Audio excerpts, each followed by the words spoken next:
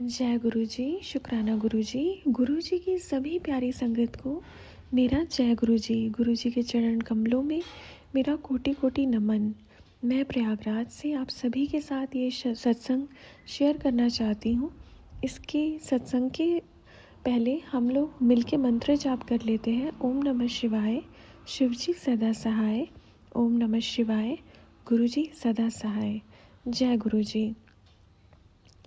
संगत जी, सत्संग शेयर करने के पहले मैं गुरु जी का अनंतम शुक्राना करना चाहती हूँ मेरी दीदी की तरफ से, क्योंकि मेरी दीदी को बहुत नेगेटिविटी फील होती थी, पर इधर बीच ना उनके अंदर बहुत पॉजिटिव चेंजेस मैंने देखे हैं और उन्होंने खुद मुझे गुरु जी का शुक्राना करने को कहा है, जो उनकी लाइफ में फिर से पॉजिटिविटी लाने के लिए। और मैं ये चाहती हूँ गुरु जी से कि उनकी जो भी मनोकामना है वो ज़रूर पूरी करें। मेरा नए साल का ये पहला सत्संग है। संगत जी ध्यान से सुनिएगा। संगत जी, मेरे घर में प्रॉपर्टी को लेके विवाद काफ़ी दिन से चल रहा था और अभी भी है मेरे घर में, मेरे फादर और मेरे अंकल के बीच में। मेरे दादाजी ने एक पुश्तैनी हमारी प्रॉपर्टी थी धर्मशाला, उसको देना चाहते थे वो हमारे पिताजी को या मेरे अंकल, जो भी उसको लेने के इच्छुक हो, पर अनफॉर्चुनेटली उसमें किसी का कब्ज़ा होने के कारण कोई आगे नहीं बढ़ता था, कभी कोई जाता नहीं था। किसी ने वहाँ पे एक बार कदम रखना भी उचित नहीं समझा। पर जब मैं दिल्ली से आई 2021 में, तो उस समय भी मैं गुरुजी के मंत्र जाप और गुरुजी की भक्ति में थी और 2022 से मैंने रेगुलर जाना शुरू किया। तो संगत जी, मैं जब आई तो मैंने 2021 में जब मैं घर आई तो मैंने देखा मेरे दादाजी की तबीयत बहुत ख़राब रहती है और उनको प्रॉब्लम है जिसमें कभी वो गिर गए तो उनको चोट लग जाती है सर पे। तो उस समय भी मैंने उनके इलाज के लिए सारी चीज़ें की और उनकी दवाइयों का हर चीज़ का ध्यान रखा। मेरे मन में संगत जी कोई भी गलत भावना नहीं थी किसी चीज़ को लेकर के, लेकिन क्योंकि घर के बड़े बुज़ुर्ग हैं और हम उनके ग्रैंड डॉटर हैं, तो इसलिए मेरा कुछ फ़र्ज़ बनता था। उस फ़र्ज़ के लिए मैं उनका ध्यान रखती थी और मुझे ये भी था अंदर से कि मेरे गुरुजी भी 7 नंबर के हैं। गुरुजी 7 जुलाई को बॉर्न है, मेरे दादाजी भी 7 अप्रैल को बॉर्न है। तो कहीं ना कहीं मैं कनेक्ट करती थी कि मेरे गुरुजी, अगर मैं दादाजी की सेवा करती हूँ तो मैं अपने गुरुजी की सेवा करती हूँ। तो बस इसलिए मैं उनकी सेवा करती थी। बाकी जिसको जो सोचना है, वो कुछ लोग गलत भी सोचते हैं, बट मेरा कोई ऐसा इंटेंशन नहीं था। गुरुजी ही करवा रहे थे मुझसे जो मैं कर पा रही थी, क्योंकि मैं इतनी सामर्थ्य नहीं कि मेरे अंदर मैं किसी के लिए कुछ कर सकूं। तो ये मेरे गुरुजी महाराज ही थे जो मेरे हाथ से कुछ पुण्य कराना चाहते थे। मेरे जो भी मैंने सेवा की या जो भी मैंने उनके लिए किया, जो मैं कर पाई, उससे वो इतने खुश हुए कि उन्होंने मुझे अपनी एक पुश्तैनी धर्मशाला की प्रॉपर्टी का वसीयत लिखी। उन्होंने अपने हाथ से लिखी और मेरे घर वालों को भी पढ़ के सुनाई। सब किसी को विश्वास नहीं हुआ, सब बहुत अचंभित थे कि इन्होंने मेरे लिए इतना कैसे सोचा।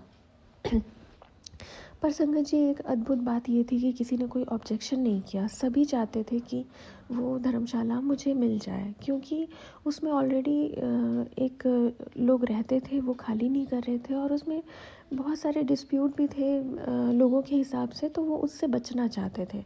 बट मेरे दादाजी का कहना था कि ये दौड़ भाग कर लेगी और चीज़ों को मैनेज भी कर लेगी। तो उन्होंने फिर बाद में मई 2022 में उन्होंने मेरे नाम से उसकी रजिस्टर्ड विल तैयार की। संगत जी, मैं उसके बाद टाइफाइड में 3 महीने मेरे रहे और टाइफाइड में भी जब मैं थी तो मैं बड़े मंदिर नहीं जा पा रही थी, दिल्ली नहीं जा पा रही थी। ट्रैवलिंग के लिए डॉक्टर ने मना कर दिया था। तो बड़े मंदिर से मुझे स्वरूप और शोधी हरे की पैकेट भेजी गई। तो उसके बाद से मेरी तबीयत इम्प्रूव होनी शुरू हुई। मेरा जो मुझे प्रॉब्लम थी टाइफाइड की, वो धीरे धीरे करके क्योर हुई और जैसे मुझे इम्प्रूवमेंट दिखी, मैं सबसे पहले मैंने रिज़र्वेशन करवा के दिल्ली गई और गुरुजी के बड़े मंदिर में दर्शन किए। और फिर मुझे उस दिन से लेके अभी तक ऐसी कोई प्रॉब्लम फ़ील नहीं हुई। बट गुरुजी ने एक तरफ ये बड़ा काम किया मेरे लाइफ में, और दूसरा ये किया, मुझे हेल्थ ब्लेस की, और मेरे बिज़नेस पे भी गुरुजी की असीम कृपा है और ऐसी ही बनी रहे। और मेरे जो भी काम अटके रहते हैं, मैं गुरुजी से ही अरदास करती हूँ, और वो सारी चीज़ों को कैसे मैनेज करते हैं, वो अंदर ही अंदर सारी चीज़ें मैनेज हो जाती हैं संगत जी। तो मैंने इधर 3-4 साल में जो भी कर पाई हूँ या जो भी कर रही हूँ, तो उसमें एक बहुत बड़ा रोल मेरी लाइफ में गुरुजी की ब्लेसिंग का है। और गुरुजी की ब्लेसिंग के बिना हम सब अधूरे हैं। गुरुजी किसी भी काम को जो लंबे समय तक टलता चला आ रहा है और नहीं हो पा रहा, उसको ऐसे कुछ समय में ही पूरा कर देते हैं। उनकी ऐसी महिमा है जीवन में कि जल्दी काम कोई रुकते नहीं और आगे होते चले जाते हैं। संगत जी, गुरुजी ने मुझे शायद अगर मैं 2020-21 की बात करूं तो मेरी जॉब भी छूट गई थी, मेरा काम भी बंद हो गया था, पर गुरुजी ने सोर्स ऑफ इनकम बनाए रखी, मेरा बिज़नेस स्टार्ट करवाया, छोटा सा सेटअप स्टार्ट करवाया। उसके बाद मैंने एक बड़े स्केल पे भी काम किया, तो अपॉर्चुनिटीज़ मिलती गई लाइफ में, और हमारा काम होता है उसको पहचानना और उस पे आगे काम करना। तो वो सब मैंने खुद उसको पहचाना। तो 2024 में एक बड़ा एक शिफ्ट आया मेरी लाइफ में और मेरे काम को लेकर के। तो गुरुजी के लिए मैं बहुत आभारी हूँ कि आपने मुझे बरकत दी गुरुजी। और सबको जो भी ये सत्संग सुन रहा है ना, सबके ऊपर ऐसी कृपा बनाना। और बस इतना कहना चाहूँगी संगत जी कि गुरुजी की कृपा से मैं जो भी कर पाई हूँ अभी, जो भी मैं कर रही हूँ, वो मैंने अपने लिए नहीं सोचा था कि मैं कभी कर पाऊँगी। संगत जी, सच में बस विश्वास की बात है। और मैं आपसे भी यही कहूँगी कि जितना हो सके गुरुजी के समीप रहिए, मंत्र जाप करिए। अद्भुत लीला है गुरुजी की हमारे लाइफ में, बहुत अद्भुत लीला है, और शब्दों में इसका वर्णन कर पाना फिर भी मुश्किल होता है। लेकिन संगत जी, गुरुजी ने लाइफ को ना 180 डिग्री चेंज कर दिया है। और मैं ये समझ पाती हूँ कि पहले मैं कहाँ थी और अब मैं कहाँ पहुँच गई हूँ। और धीरे धीरे अगर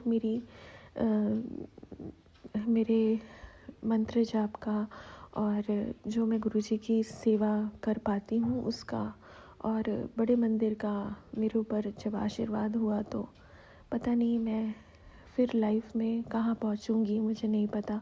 बट गुरुजी, अगर मुझसे इस जीवन में कोई भी जाने अनजाने में गलती हो गई हो तो मुझे क्षमा करिएगा गुरुजी, मुझे क्षमा करिएगा। मुझे बहुत आशीर्वाद दीजिएगा गुरुजी, बहुत ब्लेसिंग चाहिए आपकी। आपकी ब्लेसिंग के बिना मैं अधूरी हूँ, पूरी तरह से अधूरी हूँ गुरुजी, प्लीज़ मुझे ब्लेसिंग दीजिएगा।